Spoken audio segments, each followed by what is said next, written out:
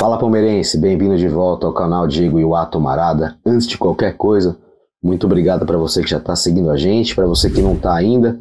O último vídeo nosso teve aqui 9.000 views, a gente está com mais ou menos 3.300, 3.400 seguidores, quer dizer, tem gente que assistiu ao vídeo e que não se inscreveu, não deixou o like, enfim, não ativou o sininho. Gostaria que você me ajudasse. Eu tenho uma meta, eu queria ver se vocês me ajudam.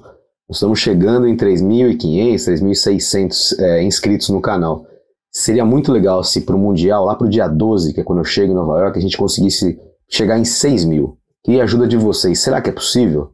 Então eu vou pedir para você compartilhar, para quem palmeirenses que você conhece, que não estão inscritos no canal, enfim. Prometo trazer uma cobertura legal para vocês de Nova York. E se você está gostando, mais uma vez, deixa seu like nesse aqui.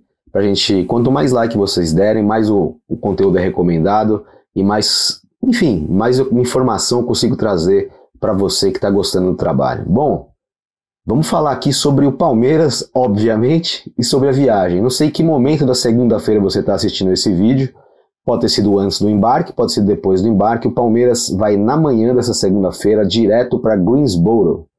Greensboro, onde vai ser a base do Palmeiras no Mundial. Fica no estado da Carolina do Norte, que é na costa de cá, né? A costa leste dos Estados Unidos, onde também ficam Miami, Nova York, enfim, esse lado daqui, a Flórida, a Georgia, que é onde tem Atlanta, a Filadélfia, tudo lá de cá. E o Palmeiras vai procurar fazer uma ida e volta, né? Ontem vocês viram que no domingo teve uma festa sensacional ali na frente da academia de futebol, não esperava menos da torcida. A torcida realmente abraçando o time para essa viagem, muito legal isso ter feito, né? E eu achei bacana que a mancha, que, claro, pô, a uniformizada que puxa normalmente é a mancha verde, né? Que tem essa questão com a Leila, essa rusga, né? A Leila tem uma medida protetiva contra alguns membros da mancha, que no momento eles estão, né, tão presos, então também não estão afetando ela. Mas houve aí uma trégua tácita entre a mancha verde e o clube. Eu achei muito legal, eu achei muito bacana, porque está se entendendo que esse é um momento de todos somos um, é um momento de união. Isso vale para a torcida, a mancha com certeza vai ter um contingente grande de torcedores nos Estados Unidos. Pô, sim, Abu Dhabi, que Abu Dhabi tinha gente pra caramba, inclusive ganharam um prêmio, né, o prêmio do Sheik de Abu Dhabi como, enfim, melhor torcida do Mundial de Clubes. Achei muito bacana isso. Essa festa que aconteceu. Bom, como eu disse, o Palmeiras embarca na segunda, vai para a Carolina do Norte, vai de avião fretado, não é o da Leila, mas é o avião fretado, e esse avião é bacana que ele só tem classe executiva. Não sei se você já viajou de uma classe que não seja econômica. Eu, a maioria das vezes, viajei econômica na vida, viajei 2 vezes de classe executiva, uma vez recebi um upgrade na sorte, e uma vez voltando a trabalho de Buenos Aires, que é tão confortável que eu lamentei ser Buenos Aires, porque chegou muito, muito rápido. Foi lá em 2023, voltando daquela semi contra o Boca, aquele jogo que foi lá. Então é bem mais confortável, tem muito mais espaço para perna, é muito mais tranquilo viajar de executiva. E o Palmeiras vai em voo direto, né? O Palmeiras não vai fazer escala. Por exemplo, eu vou fazer uma escala no Panamá antes de chegar, e por isso eu tive que tomar vacina da febre amarela, inclusive. Se você não viu o nosso vídeo, o que você precisa fazer antes de embarcar, dá uma olhada, tá aqui no nosso canal. Vou ver se consigo deixar o link aqui. Se não, você entra lá no canal, você consegue assistir, e explica um pouquinho as coisas que você tem que fazer antes do embarque para os Estados Unidos e o que você pode fazer nos Estados Unidos. Tem regras muito diferentes daqui. Mas o Palmeiras vai ficar em Greensboro, né, que é o estado da Carolina do Norte, e o Palmeiras pretende ir e voltar de Greensboro para Nova York. Vão ser 2 vindas, né, para o jogo contra o Porto, depois para o jogo contra o Al. O primeiro jogo dia 15, segundo dia 19. E o Palmeiras vai fazer esse trajeto de ida e volta, porque é um voo de 1 hora, 1 hora e pouquinho, então também o Palmeiras entende que é melhor ficar em Greensboro, né? Até porque o Palmeiras, inclusive, está levando feijão para os Estados Unidos, que é uma leguminosa difícil de encontrar por lá. Já estive por lá, você só encontra em restaurante étnico, cubano, brasileiro, né? Então o Palmeiras está levando muito feijão para essa viagem para os Estados Unidos. É sempre curioso, né? Brasil, feijão, essas coisas são associadas, né? E a ideia do Palmeiras é fazer essa ida e volta e fazer como eles fazem nos jogos aqui no Brasil. Inclusive, até conversando com uma pessoa do clube, a explicação foi como se o Palmeiras tivesse que ir para Belo Horizonte, quando vai para Nova York, saindo de Greensboro, e quando vai para Flórida é como se tivesse que ir para Porto Alegre. É um pouquinho mais comprido o voo, mas enfim, também não é nenhum absurdo, assim, o Palmeiras não vai se prejudicar por conta disso, né? Essa ideia de voltar é porque eles querem tentar copiar o máximo possível a rotina que os jogadores têm na academia de futebol.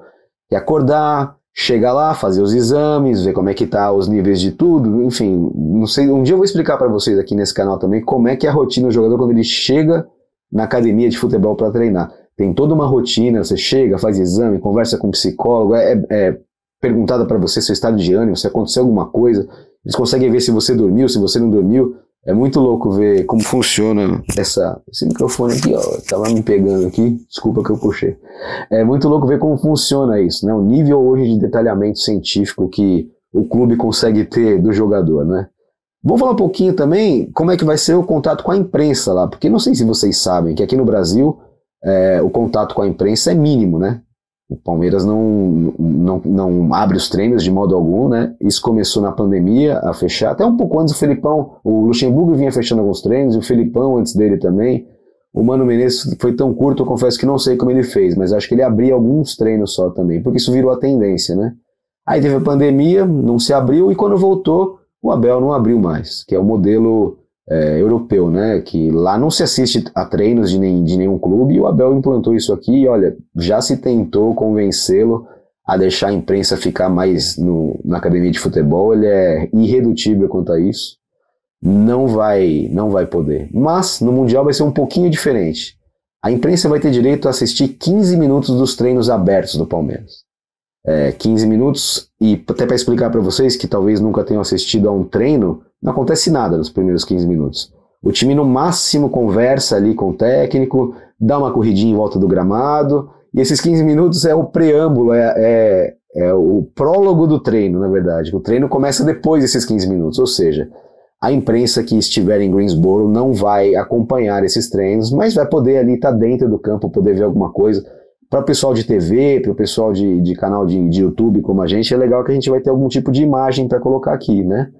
Mas ver treino propriamente, aliás, ninguém nunca assistiu da imprensa, ninguém nunca assistiu a um treino do Abel Ferreira. Seria muito legal, porque ele sempre questiona a gente, né, do conhecimento dos jornalistas quanto ao futebol. Eu gostaria de ver treino dele para aprender, para ver como ele faz, né? Eu vi tanto treino na vida, né? Vi de quase todos os técnicos que passaram no Palmeiras desde 2010. Do Mano Menezes, por exemplo, eu não vi. Mas eu vi do Luxemburgo, eu vi do Felipão, eu vi de vários caras, e do Abel, que talvez tivesse algo mais inovador para mostrar pra gente, eu não vi. E aí desses treinos que vai ter entre os jogos, né, o Palmeiras joga no 15, 19 e 23. São 3 dias de diferença de intervalo entre um jogo e outro.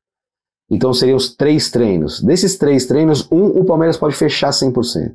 Então vai ter meia hora entre o jogo do Porto e do Al-Ahly, e depois meia hora entre o jogo do Al-Ahly e o do Inter Miami. É isso. Então o Palmeiras vai ter 1 hora de imagem, de contato entre os jogos, né?